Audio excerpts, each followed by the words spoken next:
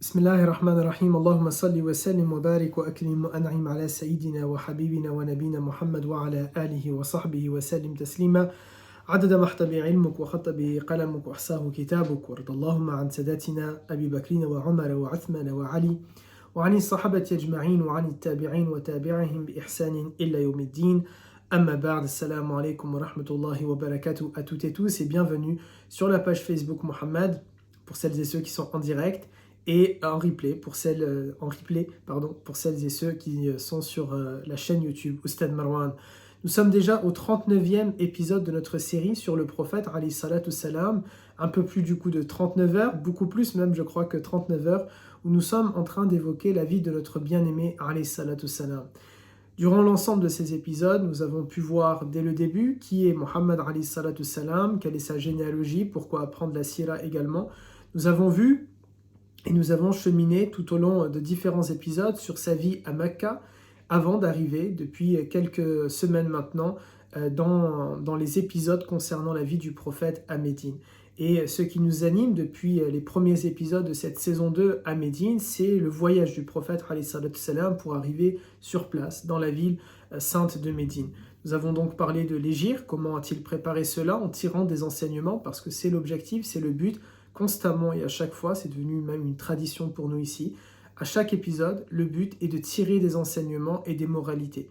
Parce que lire la sira pour la lire, apprendre la sira pour l'apprendre, mais ne pas la comprendre et ne pas en tirer des enseignements, des conclusions, ce n'est pas l'essentiel de notre travail, mais l'essentiel du travail que l'on doit faire, c'est plutôt de regarder la vie du prophète, apprendre la vie du prophète, alayhi salatu salam, et d'en tirer des enseignements et des moralités. Et durant ces épisodes-là que nous avons fait sur cette saison 2, nous avons vu comment donc le prophète a préparé son immigration, son exil, comment les musulmans sont partis, quelle rencontre le prophète alayhi salatu salam a faite durant son voyage. Et nous avons même, en utilisant un anglicisme, pré-shooté ce que le prophète va faire avec la construction de la mosquée à Médine. Et ce que nous allons voir aujourd'hui, en fin d'épisode, c'est justement une autre construction de mosquée, mais elle est intervenue avant la construction à Médine, c'est la mosquée de Quba. Et l'épisode d'aujourd'hui, j'en profite pour dire wa alaykum salam wa rahmatullah à chacune et chacun, et notamment à notre cher administrateur. L'épisode d'aujourd'hui, il est intitulé La première semaine du prophète à Médine. Parce que nous arrivons maintenant dans le moment où le prophète, alayhi salatu salam, il a laissé derrière lui Suraqa, il a laissé derrière lui Ma'bad, il a laissé derrière lui la grotte de Thawr. Tous ces éléments-là, nous les avons vus dans les épisodes précédents. Et ça y est, c'est le moment. Le prophète, après avoir passé entre 9 et 14 jours, selon les différentes versions, dans ce désert d'Arabie, dans ce périple qui l'éloigne de Mecca et de Médine, dans cette distance qui le sépare, en prenant tout un chemin qui n'est pas le chemin le plus classique, qui n'est pas le chemin le plus habituel, de manière à ne pas se faire surprendre par les caravanes envoyées par Quraysh qui ont mis tout simplement un prix sur sa tête, alayhi salatu salam, à lui et à Abu Bakr. Il va donc passer tous ces jours-là, toute cette période-là, et on les a évoqués dans 2, 3, 4 épisodes maintenant que nous avons laissés derrière nous.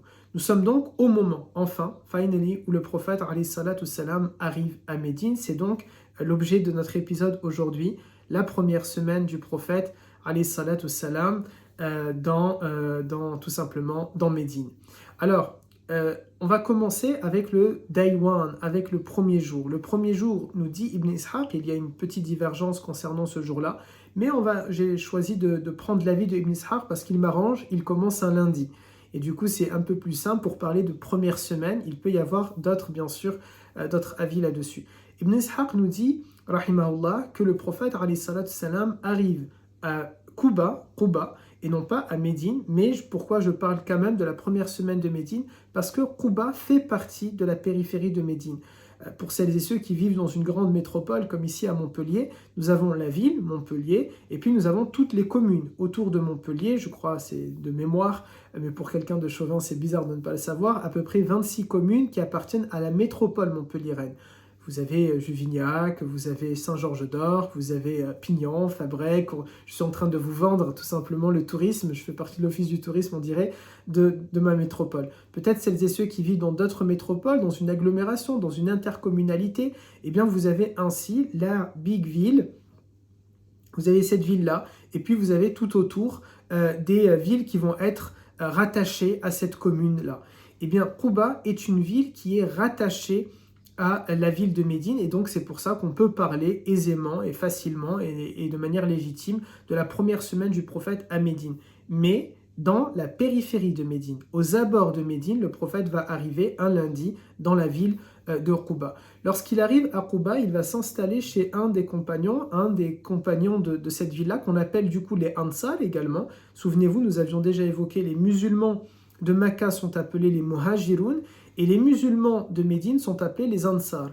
Eh bien, ceux qui vivent à Quba sont appelés les Ansar. Ils font partie des Ansar. Là encore, c'est une preuve supplémentaire que Quba fait partie de Médine. Mais ça reste une commune tout de même indépendante. Le prophète s'installe chez Kulthum ibn Hidam. Alors Kulthum, on peut penser que c'est le prénom aussi d'une fille, mais ici il s'agit d'un compagnon, c'est un prénom comme Hala, qui sont des prénoms mixtes chez les Arabes. Ils peuvent à la fois être donnés à des garçons ou bien à des filles. Et le prophète s'installe donc chez Kulthum ibn Hidam. Il s'agissait d'un homme qui était très âgé, très vieux. Il vivait avec sa femme, qui du coup elle-même était très âgée. Et le prophète alayhi salatu salam va dormir chez eux, mais il aura un arrangement. Il va préférer que la journée, il ne reste pas dans la maison de Kulthum, mais il va aller dans la maison de Sa'ad ibn Khaythama. Tout simplement pourquoi? Parce que étant donné que Kulthum ibn Hidam, non seulement il est une personne âgée, sa femme est une personne âgée et il est marié. Le prophète ne veut pas les perturber, ne veut pas les gêner. Il sait qu'il va recevoir des invités, des visites, comme chacune et chacun d'entre nous lorsqu'on part en voyage et que nous avons des proches sur place, eh bien peut-être ils vont venir nous rendre visite, à défaut que ce soit nous qu'on part leur rendre visite. Ici, il s'agit du prophète, alayhi salatu salam. Et donc, naturellement, tous les musulmans, les croyantes, les croyants, les compagnons, que dis-je, et les compagnons, ils vont tout simplement désirer aller à la rencontre du prophète, alayhi salatu salam, et notre bien-aimé parce qu'il a cette rahma, parce qu'il a tout simplement cette sagesse, cette hikmah. Il ne veut pas déranger ce compagnon-là et il décide de rester la journée chez Sa'ad parce que Sa'ad est célibataire et donc lui, le prophète tout simplement ne va pas déranger son épouse, ses enfants, etc. Et donc voilà comment le prophète va rester ces quelques jours à Quba en se répartissant un compagnon chez qui il dort et une compagnonne et un compagnon chez qui il passera la journée et chez qui il pourra recevoir ses invités. Ça, c'est ce que le prophète a fait le lundi. Ici, on voit aussi peut-être un des enseignements, parce qu'encore une fois, il nous faut tirer des enseignements. Un des enseignements à tirer, c'est que même s'il est invité et que naturellement, ils sont les élèves du prophète, naturellement, ils vont vouloir le garder. Naturellement, ils vont vouloir, quand je dis le garder avec eux dans la maison. Naturellement, ils ne vont pas se sentir gênés par la présence du prophète, bien au contraire. Mais lui, alayhi salatu salam, ne veut pas déranger. Il ne se dit pas c'est mes élèves, il ne se dit pas c'est mes compagnons, il ne se dit pas ce sont même mes citoyens, je deviens chef d'État. Il ne se dit pas après tout je suis le messager de Dieu, il ne se dit pas je suis la meilleure des créatures, ils doivent m'accueillir, ils doivent me supporter, ils doivent se plier en quatre. Non, lui, il décide alayhi salatu salam dans sa bonté, dans sa rahma, de ne pas déranger. Et voilà pourquoi il sépare les deux choses. La journée chez Sa'ad et le soir je vais dormir chez ce compagnon-là. Et ça nous enseigne cet enseignement. Lorsque nous sommes invités quelque part, nous devons faire en sorte de ne pas déranger. Même si c'est normal dans notre culture, dans notre religion, dans notre foi, eh bien ceux qui vont nous recevoir vont être tout simplement, ils vont vouloir nous recevoir. Et ils vont se plier souvent en quatre. Ils vont essayer de tout faire pour nous mettre à l'aise. Ils vont bien, tout simplement bien nous accueillir. Mais c'est aussi à nous de ne pas oublier que même s'ils nous disent « faites comme chez vous », de ne pas oublier que nous ne sommes pas chez nous. Même s'il s'agit d'une tante, d'un frère, d'une sœur, même de nos enfants. Lorsque je vais quelque part, on peut se sentir comme à la maison. Mais il ne faut jamais oublier qu'on n'est pas en réalité à la maison. Et donc il y a des choses qu'il nous faut faire, comme le prophète alayhi salatu salam les a faites, de ne pas déranger et de faire attention aux besoins que peuvent avoir tout simplement nos hôtes. Le second jour, le mardi, le prophète alayhi salatu salam va se rendre à l'endroit où les musulmans étaient en train de prier jusqu'ici. Il faut savoir que si vous vous rappelez de nos différents épisodes, cela fait maintenant déjà 3 ans qu'il y a des musulmans qui vivent à Médine, et donc dans les faubourgs aussi de Médine parfois.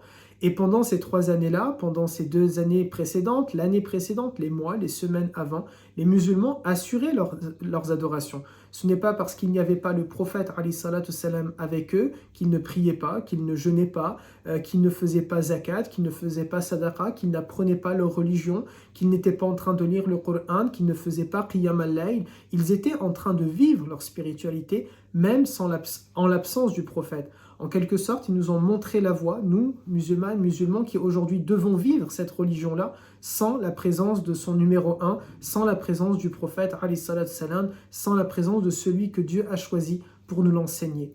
Ils avaient donc un lieu dans lequel ils se retrouvaient pour prier. Ils n'appelaient pas encore ça une mosquée, c'était tout simplement un endroit dans la ville où ils vont se regrouper par dizaines, par centaines, et ils vont faire leur prière à cet endroit-là. Et le prophète alayhi salam va leur demander de l'emmener, un peu comme aujourd'hui, si on va en voyage chez des gens, naturellement en tant que musulman, on peut demander où est la mosquée, où est la plus proche mosquée, où est-ce que vous faites la prière, où est-ce que vous faites le Jumu'ah. Eh bien là, le prophète leur demande où est-ce que vous vous rassemblez pour prier. Les musulmans, les Ansar et les Ansari, elles vont l'emmener dans ce lieu-là. Et le prophète va prendre une pierre symboliquement et il va décider d'y construire la toute première mosquée qu'il décide lui de construire. Et ce qu'il y a de beau en préparant ce cours, je me suis tout simplement rappelé quelque chose qui est pour moi, à mon sens, assez beau. Et souvent on voit que Allah Ta'ala nous fait de belles métaphores dans le Coran. Et le prophète alayhi salatu salam nous a souvent donné de magnifiques signes, de magnifiques symboles, de magnifiques métaphores. Et même dans ça, pour moi, il y a un enseignement et une métaphore. Celle que le prophète a posé la dernière pierre de la première mosquée construite par les anges, Al-Kaaba. Al-Kaaba a été construite, selon des versions, par les anges. Et nous savons que le prophète a posé, alayhi salatu salam, la pierre noire. C'était la dernière pierre qu'il a posée lorsqu'il y a eu, et on a eu l'occasion, il me semble, d'en parler ici, la reconstruction de la Kaaba. Et que Quraysh s'est disputé. Et ils ont dit qui va poser cette dernière pierre. Et ils ont choisi le prophète alayhi salatu salam. Il a donc posé la dernière pierre de la première mosquée bâtie par les anges et il a posé la première pierre de la première mosquée construite par les hommes. Et ça nous donne aussi à nous, à vous, à moi, tout simplement un autre message que nous devons nous aussi contribuer et poser des pierres. Alors aujourd'hui, pas dans la mosquée de Quba, pas dans la mosquée de la Kaaba qui sont bien entretenues, alhamdulillah, mais plutôt de contribuer et de poser des pierres dans cet édifice qu'il a aussi construit. Il n'a pas construit que la mosquée, il a construit des hommes. Il n'a pas construit que la mosquée, il a construit une umma, une communauté religieuse. Il a construit un idéal, il a construit une société. Eh bien, c'est à nous aussi de poser les différentes pierres. Nous ne pouvons plus poser de pierres dans la mosquée de Quba, mais nous pouvons encore poser des pierres dans cette construction qu'il a faite et qui s'appelle Al-Umma al-Islamiyya, Al-Umma al-Muhammadiyya, qui s'appelle l'islam tout simplement. C'est à nous de poser davantage de pierres, de sorte à être liés en quelque sorte avec lui, alayhi salatu salam, et de pouvoir un jour, bi'idnillah, je vous le souhaite et je me le souhaite, je nous le souhaite, le rencontrer et lui dire « Ya Rasulallah, Ya Rasulallah, moi aussi j'ai essayé de contribuer à cet édifice que tu as construit. » Lorsqu'il arrive donc sur place, il décide de construire une mosquée et de poser la première pierre. Ce qu'il faut savoir, c'est que dans ce lieu-là, les musulmans, les compagnons et les compagnons ne faisaient pas que leurs 5 prières, mais ils faisaient aussi Jumu'ah. Pendant 2 ans, Jumu'ah était instauré, était établi en tant qu'obligation. Il y a d'ailleurs une sourate qui s'appelle Jumu'ah.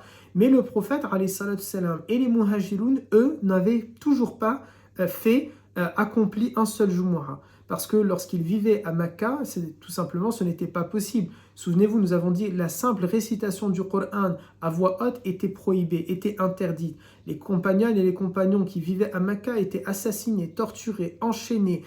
Ils étaient boycottés. Donc c'était tout simplement impossible pour eux d'accomplir une prière de Jumu'ah à Mecca. Par contre, ceux de Médine n'avaient pas d'excuses, ils n'avaient aucun problème. Ils pouvaient, même si au départ ils étaient minoritaires, les autorités locales les ont laissés tout simplement, leur ont donné cette possibilité-là de pouvoir faire Al-Jumu'ah. Et donc pendant 2 ans, certains musulmans, certains compagnons et compagnons ont pu faire Jumu'ah bien que le prophète, lui, n'avait alors jamais de sa vie encore réalisé Al-Jumu'ah. C'était du coup les musulmans qui étaient déjà en Habasha, en Abyssinie, mais c'était aussi les musulmans qui vivaient à Médine et notamment à Quba. Là, le prophète, alayhi salam, il pose les pierres et le mercredi, jeudi, on ne sait pas exactement, la construction de cette mosquée va s'achever. Donc c'était assez rapide, ce n'est pas les mêmes constructions que maintenant. Peut-être c'est lui qui a inventé le concept des maisons en kit, vous voyez, qui sont très rapides. En une semaine, on peut construire une magnifique maison. Ici, c'est tout simplement parce qu'il fallait juste construire les murs.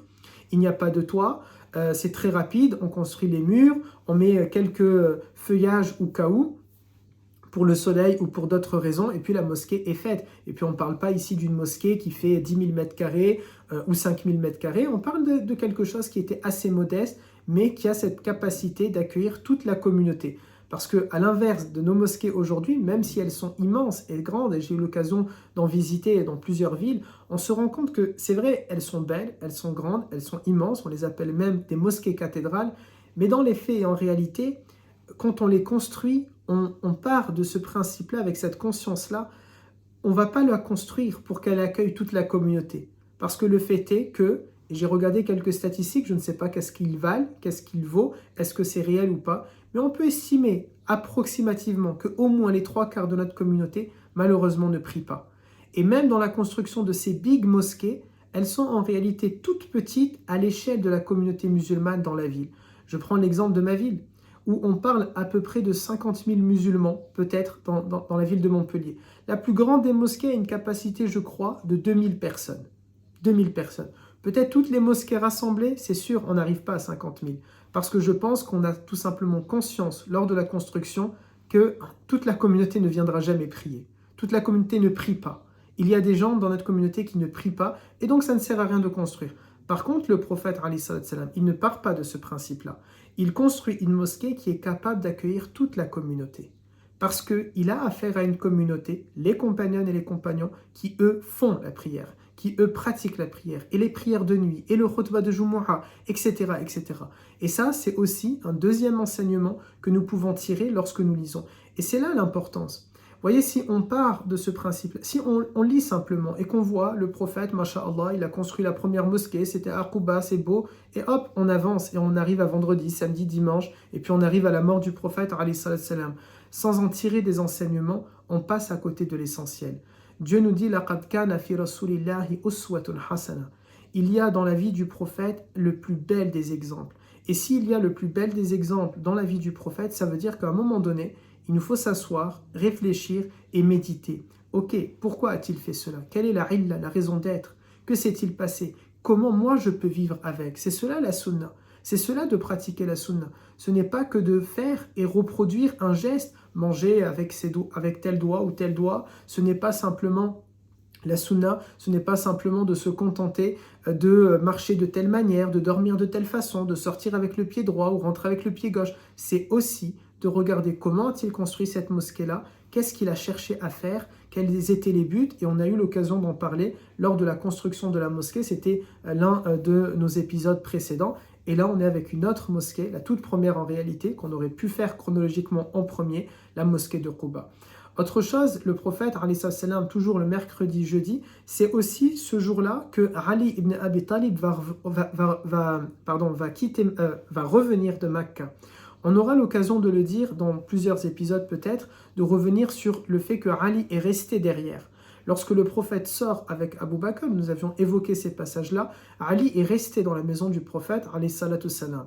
On verra pour quelle raison, pourquoi, même si je me doute bien que certaines et certains ici le savent déjà. Et là, il arrive à Quba à peu près le mercredi ou le jeudi, alors que le prophète était arrivé le lundi à Quba. Donc il va rattraper le temps perdu et il va arriver, certains nous disent qu'il est même arrivé à pied depuis Mecca avec les pieds qui saignaient, mais on aura ça l'occasion d'en reparler dans un autre épisode. Lors de ces jours-là aussi, mercredi, jeudi, il y a un troisième élément, c'est le fait que le prophète alayhi salam va annoncer, va envoyer la nouvelle aux musulmans qui sont dans Médine Centre. Donc imaginez votre ville, vous avez le centre historique de votre commune, de votre ville, quelle que soit d'ailleurs la ville dans laquelle vous habitez, puis vous avez la périphérie, la banlieue. Et on regarde par exemple pour Paris, comme ça au moins on ne prend pas de jalouse ou de jaloux. Et dans Paris, vous avez l'île de la Cité qui est le cœur même de Paris, c'est l'ancien Paris, le Paris historique. Et puis vous avez la banlieue derrière le périphérique. Imaginez, c'est comme, bien sûr c'est grosso modo, c'est comme si le prophète était en banlieue et il va envoyer l'information à ceux qui sont dans l'île de la Cité, dans Médine Centre, que demain je serai là, demain je vais vous rejoindre, demain je vais rentrer. Et donc lorsque ces musulmans reçoivent cette information-là, que le prophète alayhi salatu salam va arriver demain matin, on sait qu'il est au bord de la ville, on sait qu'il est pas loin, il est dans les quartiers les plus éloignés, dans la périphérie. Demain il va être là. On nous raconte que tous les compagnons et compagnons, les Ansar, ont choisi les plus beaux vêtements qu'ils pourraient porter, parce que demain ils vont rencontrer un chef d'État, un leader spirituel, un leader politique. Ils vont rencontrer leur mentor, ils vont rencontrer leur exemple, ils vont rencontrer la plus belle des créatures, ils vont rencontrer le messager de Dieu, l'imam des prophètes, le sceau des prophètes, ils vont rencontrer celui qui parle avec Jibril, celui qui a fait Al-Isra wal-Mi'raj, celui qui va leur enseigner le Coran, qui va leur expliquer. Imaginez, c'est le prof qu'on attend depuis longtemps. On avait tellement de questions, Ya Rasulallah, et il va être là. Et donc, ils vont choisir leurs plus beaux vêtements pour pouvoir l'accueillir en bonne et due forme et comme il se doit. Avant de passer au vendredi, il faut savoir que cette mosquée, qui a commencé à être construite à peu près le mardi et qui se serait achevée d'être construite le mercredi ou le jeudi, il y a un verset de Coran qui l'évoque. Lorsque Allah Azza wa Jal dit dans Surat At-Tawbah, je vous lis les passages en français, Allah Ta'ala dit dans Surat At-Tawbah, je cherche le verset Aywa, ceux qui ont édifié une mosquée pour en faire un mobile de rivalité, d'impiété et de division entre les croyants, cette mosquée-là que Dieu parle, ceux qui ont édifié une mosquée pour en faire un mobile de rivalité, d'impiété et de division entre les croyants, déjà les mufassiroun du Coran nous disent, les spécialistes du Coran, on peut l'extrapoler. Il ne s'agit pas ici que des mosquées finalement. Ici, Allah Azza wa Jal parle de Masjidud Dirar, qu'on aura l'occasion aussi d'en reparler dans quelques épisodes. Il s'agissait d'une mosquée construite par les hypocrites de l'islam, par des hypocrites au sein de la communauté, qui ont voulu en fait tout simplement faire un fief, un siège social dans lequel ils vont se regrouper pour fomenter des complots contre le prophète. Ils se sont dit, si on a une maison, si on achète une maison, si on se voit dans une maison, c'est grillé. On va remarquer qu'on se rassemble contre le prophète et contre Allah Azza wa Jal. Et donc ils ont eu cette idée, entre guillemets ingénieuse, de construire une mosquée en pensant qu'ils vont passer inaperçus. Si on extrapole cela, on peut le trouver aujourd'hui avec des associations dites musulmanes, dites d'intérêt musulman, mais qui en réalité se sont regroupés, des gens qui se sont regroupés, qui ont édifié des associations musulmanes avec un mobile de rivalité avec d'autres associations, d'impiété et de division entre les croyants, que Dieu nous préserve d'être cela. Et pour être un intervenant qui a échangé longuement avec l'administrateur de cette page, je peux vous assurer que, alhamdulillah, ceux qui sont derrière la page Facebook Mohammed n'ont rien à voir avec cela, mais c'est un enseignement pour nous toutes et nous tous, de faire attention à ce que nos projets, moi, Oustad Marwan, avec mon travail de da'wa ilallah ici à Montpellier, vous, celles et ceux qui nous regardent dans vos villes respectives, si vous êtes bénévole dans un endroit, quel que soit, que vous soyez leader ou simple bénévole, que vous soyez à l'origine d'un projet ou simplement en train de participer, nous devons faire attention que nos associations, que nos projets, que nos entreprises religieuses ne soient pas à l'image de cette mosquée Masjidud Dirar que nous aurons l'occasion d'évoquer un peu plus tard. Alors Allah Ta'ala dit, ceux qui ont édifié une mosquée pour en faire un mobile de rivalité, d'impiété, de division entre les croyants, qui la prépare pour celui qui auparavant avait combattu Allah et son envoyé et jure en disant, nous ne voulions que le bien. Ceux-là, ceux qui ont construit cette mosquée-là, Allah atteste qu'ils mentent. Ne te tiens jamais. Allah Ta'ala parle au prophète, mais à travers le prophète, c'est pour nous aussi de ne pas adhérer à ce genre de projet-là. Ne te tiens jamais dans cette mosquée.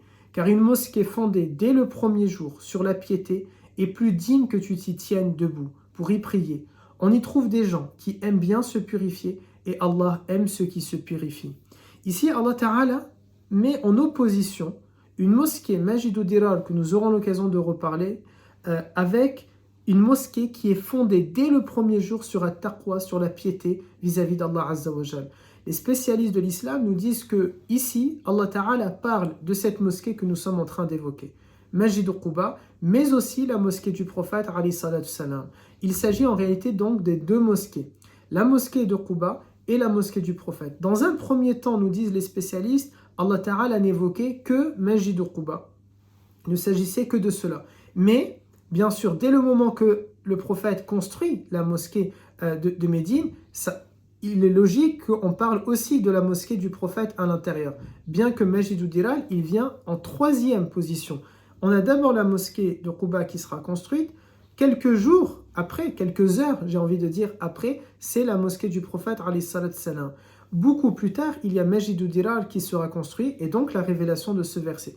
Voilà pourquoi on peut dire, quand on concilie les avis, certains ont dit il ne s'agit que de la mosquée du prophète, c'est un avis minoritaire chez les savants.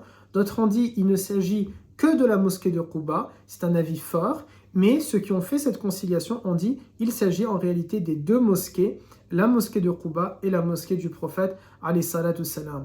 Cette mosquée-là, donc, Allah Ta'ala, mais là, nous, ce qui nous intéresse, c'est dans le cadre de la mosquée de Quba, puisque dans la chronologie de nos événements, il s'agit ici, on parle de la mosquée de Quba. Que dit donc Allah Ta'ala? Il dit qu'il est plus digne de s'y tenir dans cette mosquée-là, il est plus digne que tu t'y tiennes debout pour y prier. On y trouve des gens qui aiment bien se purifier et Allah aime ceux qui se purifient. Dans un hadith authentique que l'on retrouve dans Sahih al-Bukhari, donc dans le livre le plus sûr après Al-Qur'an al-Karim, mais qui n'a pas bien sûr le niveau du Qur'an, on y trouve un compagnon qui pose cette question au prophète. Pourquoi? Plutôt, on y trouve un compagnon qui part poser la question aux Ansar qui fréquentent cette mosquée-là, en leur disant pourquoi Allah Ta'ala dit de vous, on y trouve des gens qui aiment bien se purifier. Yani, qu'est-ce que vous faites de différent? Nous aussi, nous faisons les ablutions. Qu'est-ce que vous faites de différent? Et on apprend à travers ce hadith-là, d'où le fait que l'imam al-Bukhari l'a mis dans le premier chapitre, dans son premier livre concernant la pureté, c'est parce que les gens de Quba avaient l'habitude, donc les musulmans de Quba, on ne parle pas des non-musulmans, ici on parle des musulmans de Quba, avaient l'habitude, avant l'arrivée du prophète alayhi salatu salam, pendant ces 2-3 ans, ils avaient l'habitude, lorsqu'ils allaient au sanitaire, de faire ce que nous toutes et nous tous nous connaissons, l'istinja. Or, les musulmans à Mecca n'avaient pas l'habitude de faire l'istinja. Pas parce qu'ils ne voulaient pas le faire, l'istinja étant le fait de se laver les parties intimes après être allé au sanitaire. Ce qu'aujourd'hui on appelle de manière un peu plus moderne les toilettes japonaises. Vous voyez, en réalité on aurait dû dire les toilettes musulmanes, mais c'est pas grave, alhamdulillah. Et donc, les musulmans de Mecca n'avaient pas l'habitude, eux, de faire l'istinja. Pas parce qu'ils ne voulaient pas, mais parce que tout simplement ce n'était pas dans le faire, ce n'était pas dans les règles de le faire. Ils s'adonnaient à ce qu'on appelle l'istijmar, c'est-à-dire de s'essuyer avec une matière solide. À l'époque, je dis bien à l'époque, c'était par exemple avec des feuilles ou avec des pierres. Aujourd'hui, nous connaissons le papier hygiénique, les lingettes et ce genre de choses. Et lorsque les musulmans ont entendu que Allah Ta'ala, lorsqu'ils ont entendu ce verset-là, Allah Ta'ala, je cherche le verset, on y trouve des gens qui aiment bien se purifier et Allah aime ceux qui se purifient, alors toute la communauté musulmane s'est mise à faire l'istinja et c'est quelque chose qui est resté jusqu'à maintenant dans nos coutumes et dans nos traditions et dans nos textes. Donc on voit comment aussi à travers la sira, et en tout cas c'est le but, j'espère que l'objectif sera atteint, de voir aussi comment tout simplement nos adorations elles prennent vie, comment on en est arrivé là. Comment on est arrivé au fait qu'on fasse la prière, qu'on fasse Ramadan, que l'on donne zakat, notre histoire tout simplement, de manière à ce qu'au quotidien, lorsque je fais un acte, je me remémore. Voilà comment ça a commencé. Voilà comment les choses se sont faites. Lorsque je rentre aujourd'hui dans une mosquée, je me rappelle, ok, la première mosquée a été construite par le prophète. Voilà qu'est-ce qui s'est passé. Il y a eu aussi une mosquée de la discorde. Allah Ta'ala a cité dans les versets 107 de Surat At-Tawbah cette histoire-là, etc., etc. Et surtout, d'en tirer des enseignements. Alors, ensuite, on passe maintenant au vendredi. Donc, après la construction de cette mosquée, on est maintenant au vendredi. Et au vendredi, au petit matin, le prophète, alayhi salatu salam, va quitter avec les compagnons et les compagnons les faubourgs de Médine, donc Quba, pour se rendre à l'intérieur même de la ville, s'approcher du centre historique de Médine, Al-Madine Al-Munawwara. Et la semaine dernière, nous avons eu l'occasion de parler de Médine. Et pourquoi Médine? En disant d'ailleurs que le prophète avait dit elle ne s'appelle pas Yathrib, elle s'appelle Al-Madine Al-Munawwara. Et en disant d'ailleurs que pendant longtemps peut-être on a pu parler de Yathrib parce qu'on n'était pas encore arrivé à cet épisode-là, mais qu'à partir du moment où le prophète alayhi salatu salam nous a dit toute personne qui l'appelle Yathrib fayastaghfirillah, qu'il demande pardon à Allah, car innaha al-Madina, innaha al-Madina, innaha tayba, innaha tayba, innaha tayba. À partir de là, il ne nous est plus permis de considérer cette ville comme étant Yathrib, mais elle s'appelle Al-Madina, Al-Madina al-Munawwara. Et donc le prophète se rend vers le centre historique de cette ville-là, mais avant d'arriver dans son centre, avant d'arriver à l'intérieur même de la ville, où de plus en plus de musulmans, la foule l'attend, vous savez, c'est comme un peu comme dans le Tour de France, vous allez avoir des gens tout au long du parcours, mais un peu plus concentrés en tout cas dans la ligne d'arrivée ou dans les étapes, dans les fins d'étape. Bien là c'est pareil, il y a des musulmans dans toute la ville, mais un peu plus au lieu, au centre, où on sait que le prophète va arriver vraiment dans cet endroit-là. Et lorsqu'il avance, il est dans le quartier des Banu Salama et c'est l'heure maintenant de Jumu'ah. Souvenez-vous, le prophète n'a pas encore fait de Jumu'ah de toute sa vie. Les compagnons et les compagnons de Médine avaient fait Jumu'ah pendant 2 ans avant son arrivée. Lui n'a jamais fait Jumu'ah jusqu'à maintenant. Pourquoi? Parce que tout simplement, il ne lui était pas possible de le faire à Mecca. C'était juste impossible. C'est une question de vie ou de mort et de sécurité tout simplement pour les musulmans qui vivaient avec lui. Mais là, alhamdulillah, il rentre dans un état qu'il a fondé de ses mains. Il rentre dans quelque chose qu'il a bâti de ses mains. Il rentre dans une ville qui a connu la guerre civile pendant des années et des années, et que lui, il est l'outil, il est le sabab, la cause de cette paix qui règne aujourd'hui, alhamdulillah, dans cette ville de Al-Madina al-Munawwara.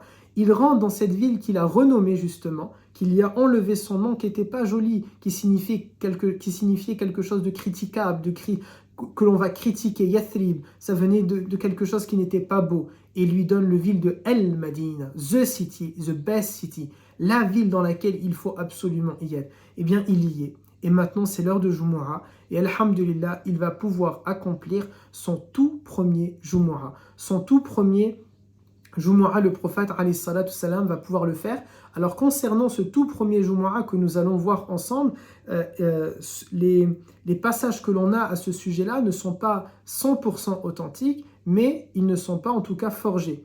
Ici, que je puisse avoir justement l'occasion de dire, entre le forgé et l'authentique, il y a tout un monde. Entre le hadith forgé qu'on n'a surtout pas le droit d'utiliser, parce qu'il n'est même pas un hadith en réalité, c'est une parole juste mensongère au sujet du prophète, ça on l'écarte tout simplement, on ne peut pas l'utiliser. Mais il y a aussi le hadith faible, et parfois dans, j'ai oublié le terme en français, the misconception, une mauvaise interprétation du hadith faible, et de dire et de penser, on doit constamment l'écarter. Alors, quand on le cite, il faut simplement rappeler qu'il est faible, mais il a le mérite d'exister. Certains lui ont donné un degré d'authenticité, mais qui est moindre, bien sûr, que le hadith à 100% authentique, que l'on peut retrouver, par exemple, dans Sahih al-Bukhari. Donc, ce passage-là que nous allons voir, il fait partie de cet intervalle-là. Il a le mérite d'exister, et j'ai souhaité le partager avec vous. La toute première khutbah de Jumu'ah du prophète alayhi salatu salam. On sait, par l'ensemble des spécialistes de la sira, déjà, que les khutbahs du prophète duraient généralement maximum 5 minutes. Maximum 5 minutes. Alors c'est peut-être quelque chose qui va vous surprendre, nous surprendre, le fait que le khutbah de Jumu'ah du prophète alayhi salam durait 5 minutes. Si aujourd'hui, nous, on entend qu'une khutbah dure 5 minutes, on va appeler ça une khutbah en speed, quelque chose qui est fait à la va-vite et où on n'a pas le temps d'apprendre. En réalité, pourquoi le prophète fait des khutbahs qui sont très courtes? La khutbah est très courte, mais le temps de la prière est très long. Parce que les compagnons et les compagnons, les sahaba tout simplement, ils vivaient constamment avec lui. Ils étaient là le matin, l'après-midi, le soir. Ils fréquentaient les cours qu'il donne à la mosquée tous les jours. Ils étaient avec lui dans des soirées, dans des activités, dans des mariages. Ils étaient avec lui dans des voyages. Ils étaient avec lui en train de marcher dans les rues de Médine. Ils étaient assis avec lui à des moments où il est assis, où il va donner cours. Et donc, ils avaient l'occasion d'apprendre la religion constamment. Et donc, le khutbah de Jumu'ah n'avait, je ne vais pas dire pas d'utilité, bien sûr, astaghfirullah, mais il n'avait pas la même utilité que l'on peut avoir aujourd'hui. Il était une piqûre de rappel. Et tout le long de la semaine, il y a les cours dans lesquels les compagnons vont apprendre la religion. Ils vont se former au quotidien. Par contre, nous, aujourd'hui, il est évident de constater qu'on n'apprend pas forcément la religion tous les jours. On n'est pas connecté à notre religion constamment. Et je vous invite vivement à regarder dans ma chaîne YouTube, il y a une conférence que j'ai faite où j'ai appelé ça « Tous à l'école », dans laquelle je rappelle il est important pour nous de se former quotidiennement. Et si nous avions cette habitude-là, si nous nous formons quotidiennement, si nous nous formons tout le temps, c'est les compagnons de l'époque, ce qu'on appelle la sahaba, qui fréquentaient, et pendant longtemps, pendant des siècles, les musulmans fréquentaient des hommes de science, des hommes de savoir. Quand je dis des hommes, bien sûr, je parle aussi de femmes, afin d'apprendre leur religion. Et donc, quand on apprend constamment, alors oui, le khutbah de Jumu'ah n'est plus le moment où je viens pour apprendre quelque chose sur un sujet, et donc ça nécessite de longues minutes, voire de longues heures. Mais ça ne va servir que de piqûre et de rappel, et quand je dis que, ce n'est pas bien sûr péjoratif, bien au contraire. La khutbah du prophète était donc ainsi. C'était une piqûre de rappel qui va durer quelques minutes. Quant à la prière, les deux unités qui viennent après, elles, par contre, elles étaient longues, beaucoup plus longues que ces 5 minutes-là de khutbah. Le prophète, alayhi salatu salam, va faire une khutbah de 2 parties. Dans la première partie, il va parler de la générosité et il va parler de la mort, la vie après la mort. Et il dit aux compagnons qui sont présents à ce moment-là, il leur dit « Qu'avez-vous préparé pour cette rencontre ?» Toute personne qui est à même de pouvoir se sauver du feu, même avec la moitié d'une date qu'elle va donner en générosité, qu'il le fait. Et s'il n'a pas les moyens de cela, au moins qu'il dise de bonnes paroles. Voilà la première partie. Et puis le prophète, alayhi salatu salam, s'assoit. Une toute petite partie. Mais, encore une fois, il faut se remettre dans le contexte. À qui s'adresse-t-il? Il ne s'adresse pas à Marwan, il ne s'adresse pas à l'un d'entre nous. Il s'adresse aux meilleures femmes et aux meilleurs hommes que la terre ait portés après lui. Il s'adresse à des gens qui, avec cette parole-là, vont rentrer à la maison, ils vont méditer et ils vont l'appliquer. Il s'adresse à des gens qui sont à l'instar de Omar ibn al-Khattab, qui apprend un verset du Coran et il n'apprend pas le suivant tant qu'il n'a pas appliqué ce que dit ce premier verset. Il s'adresse à des gens qui, avec cette petite parole, ils ont un bagage. C'est un devoir de philosophie. Vous voyez, un cas de philosophie, la question quand on est tous en terminale, on a une question et on a 4 heures sur le sujet, ben lui, il leur dit cette parole-là. Qu'avez-vous préparé pour cette rencontre? Toute personne qui a même de pouvoir se sauver du feu, même avec la moitié d'une date, qu'il le fait. Et s'il n'a pas les moyens de cela, qu'il dise de bonnes paroles. Et il ne dit pas, vous savez, souvent quand on dit des paroles comme ça, on va dire, vous avez 4 heures. Ben maintenant, ils ont toute une vie pour travailler sur ce sujet-là. Voilà la première partie de la khutbah du prophète, alayhi salatu salam. La deuxième partie, le prophète débute avec khutbatul haja. Khutbatul haja, c'est le fait de dire inna hamdalillahi et ensuite on continue. Volontairement, je ne vais pas continuer là parce que si les administrateurs me le permettent, j'aimerais que l'on fasse un épisode hors série sur la sira bien sûr, où nous allons parler de khutbatul haja, de cette formule que l'on commence avec dans tous les Jumu'ah de par le monde depuis ce jour-là où le prophète alayhi salatu salam a fait son premier Jumu'ah, parce qu'il y a tant à dire, il y a tant d'enseignements à tirer à l'intérieur. Ce que je veux par contre que l'on fasse aujourd'hui dans l'épisode qui est le nôtre, c'est de regarder juste ce qui vient après. Vous savez, khutbatul haja, on finit, donc on commence par innal hamdalillahi et on finit par amma ba'd. Amma ba'd et ensuite on débute le discours. Et c'est ce discours-là qui m'intéresse.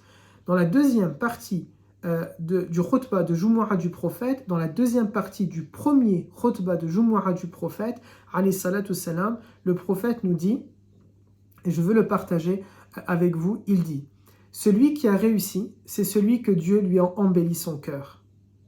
Celui que Dieu lui a permis d'entrer dans l'islam après avoir quitté l'ignorance. Celui que Dieu l'a choisi parmi le reste de l'humanité. Vous, qui avez accepté l'islam comme religion, avez été bénis comme personne d'autre sur le reste de la planète. Aimez ce que Dieu aime. Aimez Dieu avec la totalité de votre cœur. Ne soyez jamais ennuyés par la parole d'Allah et par le dhikr. Ne laissez jamais votre cœur devenir dur.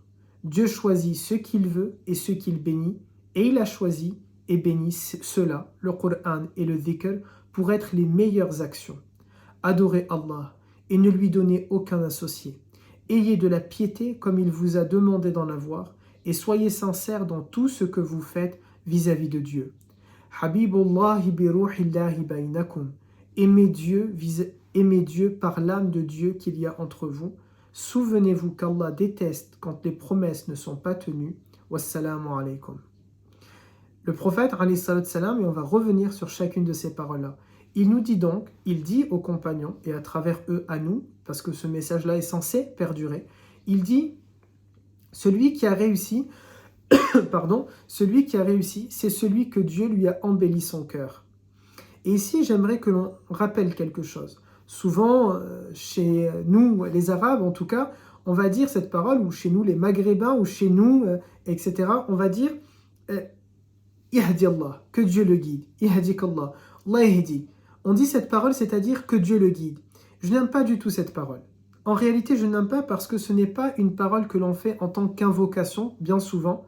Si c'était une parole dans le sens Allah yahdik, ou bien, par exemple, lorsqu'on éternue et qu'on dit Alhamdulillah, l'autre nous dit Rahmakallah, on dit Allah yahdik wa yashrah sadrak, que Dieu te guide.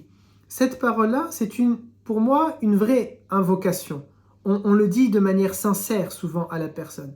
En revanche, quand on a affaire à quelqu'un qui fait des bêtises, qui est totalement corrompu, qui n'en a que faire des règles, des enseignements de l'islam, souvent on dit cette parole, eh bien, que Dieu le guide. Mais subhanallah, dire cela, pour moi, c'est renvoyer l'idée que Dieu ne l'a pas guidé et donc ce n'est pas sa faute. Dieu ne l'a pas guidé, c'est pour ça qu'il est ainsi. Non, subhanallah, Allah Ta'ala nous rappelle dans le Coran, Dieu guide qui il veut, c'est vrai, il égare qui il veut, c'est vrai, mais il nous faut lire aussi la troisième partie. Mais il n'égare que les gens pervers. Si quelqu'un est mauvais, en réalité, ce n'est pas parce que Dieu ne l'a pas guidé, c'est parce que Dieu ne l'a pas guidé car cette personne-là a choisi avec son libre arbitre de ne pas être une bonne personne. La faute ne revient pas à Allah Azza wa Jal. Et il nous faut faire attention lorsque l'on parle ainsi. Parce que si jamais on va simplement dire que Dieu le guide, c'est-à-dire on a la faute, astaghfirullah, elle est entre les mains d'Allah Azza wa Jal. Non, la faute, elle est dans celui qui n'a pas voulu, tout simplement. Il n'a pas choisi. Et donc oui, c'est sa faute à lui, s'il a décidé d'être borné et d'être entêté dans un chemin qui l'a éloigné de Allah Ta'ala. Ce n'est pas la faute d'Allah Azza wa Jal.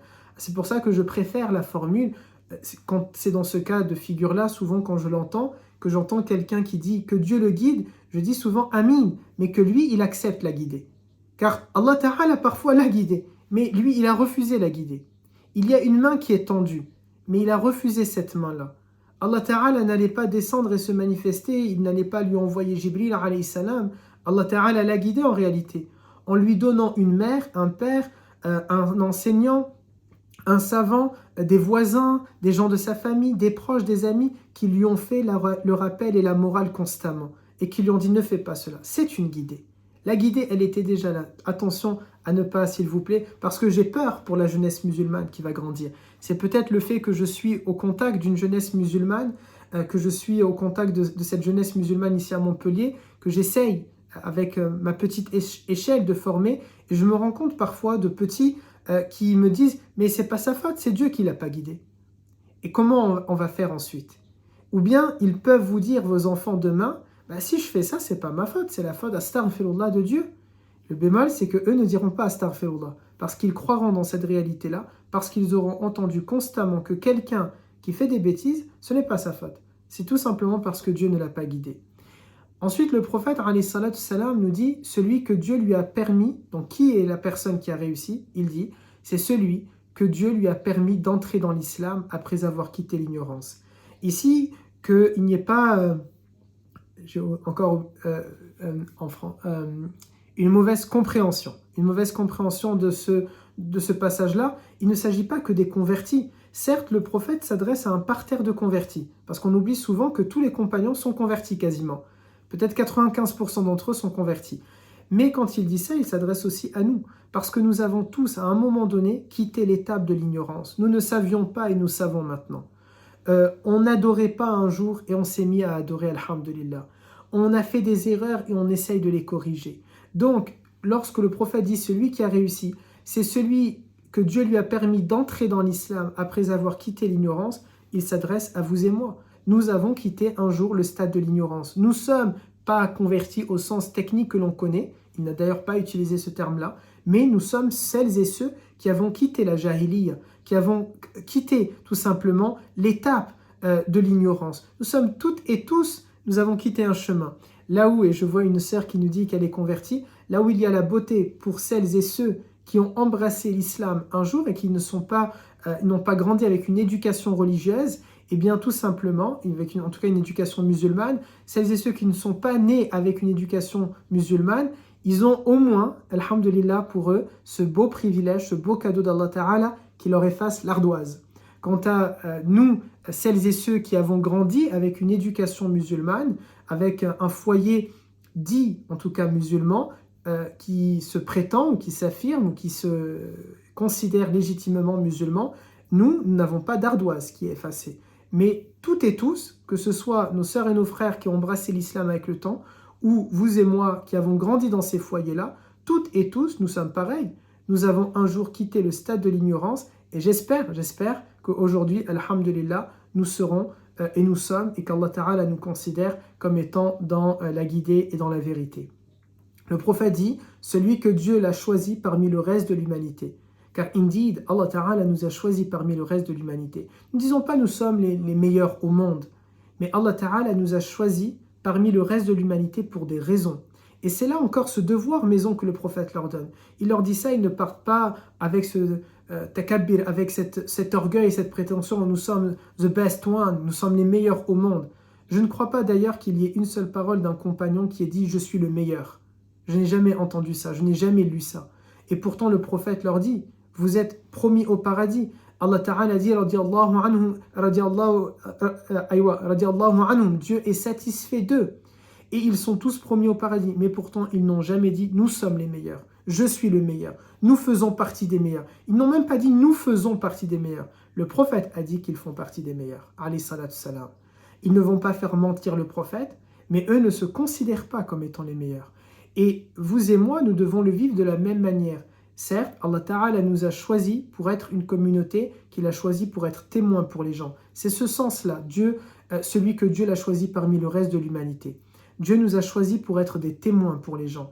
Attention à ce que cette chose-là, elle ne nous rend pas orgueilleux et prétentieux et elle nous fasse oublier la nécessité de prouver qui nous sommes, de prouver le fait que nous devons travailler, de prouver le fait que nous devons œuvrer, le fait de prouver que nous devons mériter la note, nous devons mériter être les premiers. Il y a dans quelques jours un match de l'équipe de France, ils sont champions du monde, ils doivent prouver avec encore plus de force et de rage que l'ensemble des autres équipes qu'ils sont les champions du monde. Parce qu'ils sont champions du monde actuellement, et donc ils doivent le prouver. Eh bien, vous et moi, c'est exactement pareil. Dieu nous a choisis parmi le reste de l'humanité pour une raison. C'est à nous de nous battre au quotidien. Quand je dis nous battre, ce n'est pas dans le sens de la violence, mais c'est de se faire violence à soi-même, tout simplement de travailler sur nous-mêmes, de manière à prouver que nous sommes les meilleurs de l'humanité. Vous qui avez accepté l'islam, nous dit le prophète, comme religion, avez été bénis comme personne d'autre sur le reste de la planète. Il y a on dit cette parole en langue française, parfois on ne voit pas les choses qui sont juste sous notre nez. Et Dieu nous a donné l'islam, il nous a bénis parmi tous les autres peuples, et parfois on ne s'en rend pas compte. Et ça, c'est quelque chose de terrible. Il nous faut nous replonger dans notre religion pour se rendre compte de cela. Parce que l'islam est une véritable rahma. L'islam est une véritable bénédiction. Et c'est à nous de le vivre, cette bénédiction-là, de la comprendre, de la réaliser, d'aller la chercher et de l'offrir à l'humanité. Parce que nous sommes là pour offrir cette rahma à l'humanité. Le prophète est une rahma offerte aux musulmans et au peuple entier. Et nous sommes tout simplement we will carry. On va prendre soin de la bougie, de la lumière que le prophète, alayhi salatu salam, il nous a légué, il nous a donné, il nous a laissé. J'ai tendance à donner à mes élèves en exemple, le prophète était une bougie, alayhi salatu salam. Il a illuminé 100 et quelques mille compagnons. Et à leur tour, avant de s'éteindre, avant de se consumer, avant de mourir, ils ont essayé d'allumer le plus de bougies possible. Et à notre tour, il nous faut allumer le plus de bougies possible. Le croyant est ainsi, il doit chercher à illuminer les autres tout en se consumant lui-même. Il doit chercher à donner de son savoir, à donner de sa lumière. C'est cela. Le prophète, alayhi salatu salam, de manière à ne pas être trop long avec vous, on arrive presque à la fin, il dit aussi « Aimez ce que Dieu aime, aimez Dieu avec la totalité de votre cœur ». Aimer ce que Dieu aime, nous le savons. Le prophète nous a déjà dit cela aussi. Al-halal mubayyin wal-haram mubayyin. Ce qui est permis est clair et ce qui n'est pas permis est très clair aussi. Ce que Dieu aime, nous le savons. Ce que Dieu déteste, nous le savons. Et donc nous devons aimer, pas avec notre regard, mais aimer en fonction de ce que Dieu aime. Dieu aime les gens. Dieu aime l'humanité. Ainsi sa création, sa créature. Dieu n'aime pas la corruption. Dieu n'aime pas l'injustice. Dieu n'aime pas l'oppression. Et ainsi de suite. Nous devons aimer ce que Dieu aime. Et arriver jusqu'à cette parole que nous pouvons dire parfois dans des paroles que nous pouvons répéter Ma fi qalbi ghayrullah la ilaha illallah. Arriver à ce stade d'aimer Dieu avec la totalité de notre cœur. Il n'y a rien d'autre dans mon cœur si ce n'est Allah Azza wa Jal. Il n'y a que Allah Ta'ala dans mon cœur. Je donne souvent aussi cet exemple-là. Imaginez, je dis souvent aux garçons ici à Montpellier, imaginez si vous êtes dans un appartement, vous vivez seul, et il y a de l'alcool, et il y a des drogues, et il y a des choses qui ne sont pas jolies, et il y a des choses qui ne sont pas belles sur le plan de la religion. Est-ce que vous pourriez m'inviter? Vous allez être gêné. Est-ce que vous pouvez inviter vos parents? Vous allez être gêné. Eh bien, dans notre cœur, s'il y a des personnes mauvaises dedans, s'il y a des choses mauvaises à l'intérieur, nous ne pouvons pas faire... Alors, quand je dis entrer, il faut bien comprendre, plutôt, on ne va pas dire Allah Ta'ala, nous ne pouvons pas faire rentrer l'amour d'Allah Azza wa Jal dans notre cœur. On ne pourra pas faire rentrer cet amour, parce que cet amour, l'amour d'Allah Ta'ala est trop grand, et il ne peut pas vivre avec d'autres personnes. L'amour de Allah Ta'ala ne peut pas exister avec l'amour de dunya, avec l'amour de shaitan, avec l'amour de ceci ou de cela. L'amour de Allah Ta'ala, c'est cet arbre qui a besoin d'espace. C'est ces racines qui ont besoin d'être les seules, parce que sinon, elles ne peuvent pas cohabiter avec d'autres espèces et avec d'autres choses. L'amour d'Allah Ta'ala ne peut exister dans le cœur d'un individu, il ne peut exister dans mon cœur et dans votre cœur que s'il est seul à l'intérieur de ce cœur-là. Le prophète alayhi salatu salam nous dit « Aimez ce que Dieu aime, aimez Dieu avec la totalité de votre cœur, ne soyez jamais ennuyés par la parole d'Allah et par le dhikr. » La parole d'Allah, c'est le Coran. Le dhikr, ce sont des paroles que l'on peut répéter. Je vous invite à aller sur ma chaîne YouTube Oustad Marwan, dans laquelle il y a toute une playlist d'ailleurs de dhikr. Mais pas que sur la mienne, sur beaucoup de playlists et sur beaucoup de chaînes, vous pouvez en trouver. En l'occurrence sur la mienne, des dhikr qui vont de 2 minutes jusqu'à 3 heures. Donc vous avez l'embarras du choix. Il nous dit, alayhi salatu salam, ne laissez jamais votre cœur devenir dur. Dieu choisit ce qu'il veut et ce qu'il bénit, et il a choisi et béni cela, le Coran et le dhikr, pour être les meilleures actions.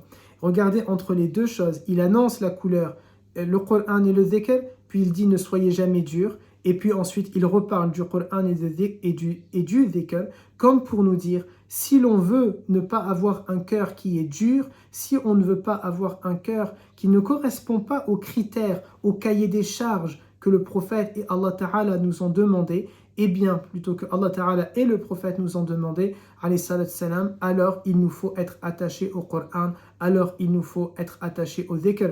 Et d'ailleurs, concernant le Coran, j'imagine que vous savez déjà, je ne vais pas me permettre ici de les rappeler, l'ensemble des bienfaits et du bien qu'il y a à travers la lecture du Coran.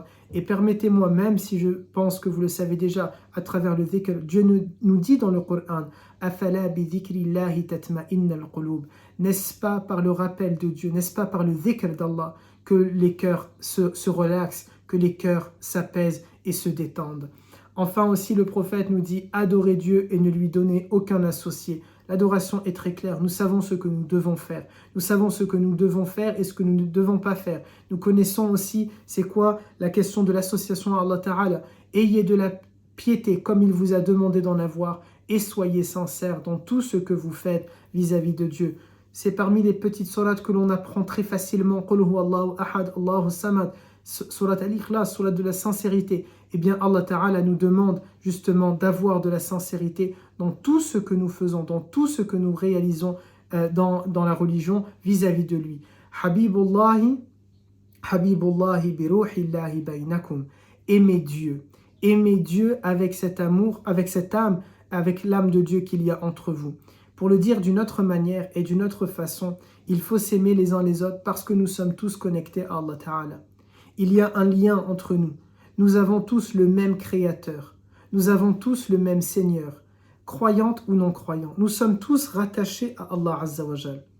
Alors, il y a cette conception que nous avons tous un ancêtre commun qui serait, par exemple, je ne sais pas, une pierre, un arbre, une bactérie, un singe, peu importe. La conception islamique, c'est que nous avons tous le même créateur.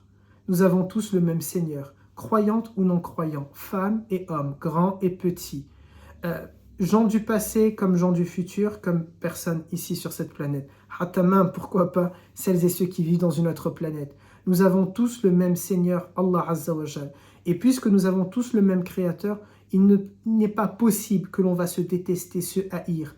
Il nous faut s'aimer entre nous parce que nous appartenons tous à Allah Azza wa Jal et nous sommes tous liés à Allah Azza wa Jal. Et ça, c'est très important. Souvenez-vous qu'Allah déteste quand les promesses ne sont pas tenues. Et d'ailleurs, Allah Ta'ala dit lui-même dans le Coran, « Ya ayyuhalladhina amanu lima taquluna ma la taf'alun » Ô vous qui croyez, pourquoi vous dites ce que vous ne faites pas? C'est une grande abomination auprès d'Allah Ta'ala, auprès de Dieu, que de dire ce que vous ne faites pas. Et là, le prophète alayhi salatu salam nous le rappelle. Attention aux promesses qui sont broke, qui sont cassées. Nous devons absolument tenir nos promesses, même avec un enfant. Cela me fait rappeler cette parole où le prophète, alayhi salam, il voit un compagnon appeler un enfant lui tendant quelque chose. On a déjà tous fait ça. Il tend sa main comme ça. Et là, le prophète lui dit, j'espère pour toi qu'il y a quelque chose à l'intérieur. Et tu ne vas pas l'appeler comme ça et tu lui mens. Il n'y a rien en réalité à l'intérieur. Même dans ce genre de choses-là, la promesse est importante. Il n'y a pas que le fait de jurer sur Allah Ta'ala. Une promesse est une promesse. Et le prophète nous dit, souvenez-vous qu'Allah déteste quand les promesses ne sont pas tenues. Et le prophète alayhi salatu salam termine avec Assalamu alaikum. Et on arrive du coup avec cette parole-là, avec Assalamu alaikum wa rahmatullahi wa barakatuh. Merci à toutes et tous de nous suivre sur la page Facebook Mohammed en direct. Et merci à celles et ceux aussi qui nous regardent en replay sur YouTube. J'espère avoir été à la hauteur. J'espère avoir contribué à ma petite échelle en étant cet outil que je puisse intervenir ici sur cette page Facebook ou encore sur la chaîne YouTube, en espérant qu'on réalise cet objectif qui est de nous rapprocher du prophète, mais surtout, de tirer des enseignements et des moralités. Le prophète a fait ce discours-là, cette khutbah-là, en quelques minutes, 5 minutes. 5 minutes de khutbah, mais les compagnons sont restés toute leur vie à vivre avec cette khutbah-là. Bien sûr, il a fait des khutbahs après ça tous les vendredis. Et chaque vendredi, ils vont appliquer la leçon. Ils n'ont pas accumulé les leçons jusqu'au moment des partiels. Mais ils ont pris cette leçon-là et ils ont tout fait pour l'appliquer parce qu'ils savent que à la séance prochaine, il va leur redonner un big devoir, d'énormes devoirs à faire. Et donc, ils n'ont pas le temps de les accumuler. Et c'est ce qu'on doit essayer de faire, de prendre ces enseignements-là et de les appliquer avant les prochains rendez-vous, avant les prochaines séances. Alors, pour nous, notre leçon à nous sur la vie du prophète, je vois que l'administrateur, il m'a devancé dans ça, il a bien raison. Notre prochain rendez-vous, c'est dans 15 jours, c'est-à-dire, je crois, cher administrateur, ça fait 3 semaines en réalité, c'est-à-dire il y aura 2 lundis où il n'y aura pas cours, et il me semble, si je ne me trompe pas, ça fait du coup exactement dans 21 jours, bi'idnillah, où nous allons pouvoir nous regrouper, c'est-à-dire que la semaine prochaine, on ne se voit pas, et le lundi suivant non plus, mais le suivant d'après, bi'idnillah, si Dieu nous permet d'être encore là, je vous donne rendez-vous, incha'Allah. Prenez soin de vous, barakallahu fikum, subhanakallahumma wa bihamdik, nashhadu an la